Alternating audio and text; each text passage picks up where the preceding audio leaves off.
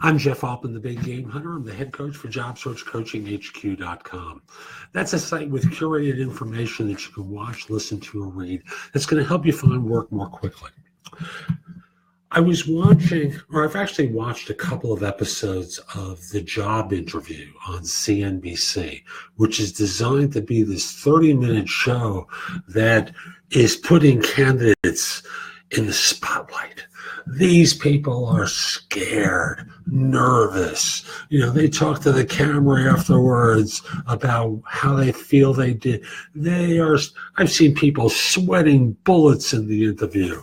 It's a meat grinder of fear. And I look at the questions that are being asked, and they're so trivial and trite. It prompted me to ask myself, what could someone really learn from this show anyway? And it's really very little.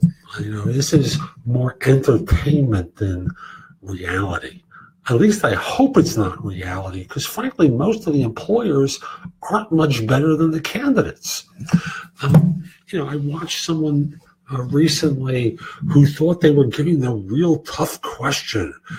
It's the classic, sell me this pen. And their trick to it was, as soon as they handed the pen to the candidate, they took out a pen as though they didn't need one. So now you have to sell a pen to someone who doesn't need one. Ooh. What the show is telling me is a couple of really simple things. Number one is how poorly companies really interview. And these are small to mid-sized businesses, more on the small side than the mid-sized.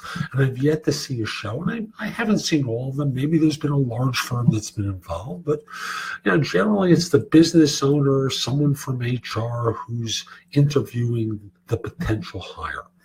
And what I've seen is how amateurishly employers are trying to critique someone.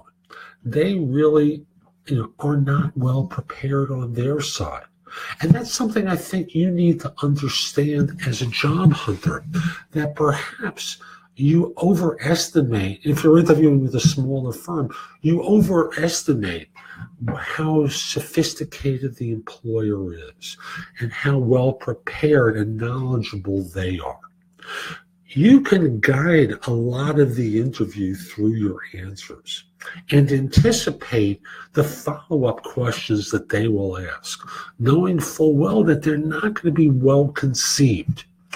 And thus, your job as the job hunter is to guide them so that they get what they need to be convinced that you're the right person. That's number one. The second thing is how ill-prepared people are on their interviews. And I've seen some people who are relatively sophisticated, who can answer questions adeptly. But most of what I see on this show, like there's always the obvious person who's going to get rejected.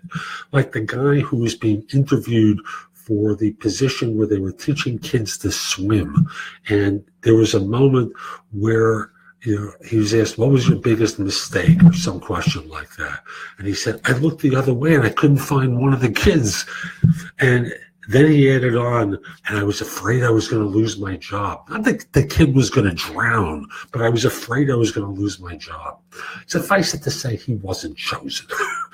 But that's all. There's always one obvious one that's a throwaway. Then they try and get it narrowed down to two.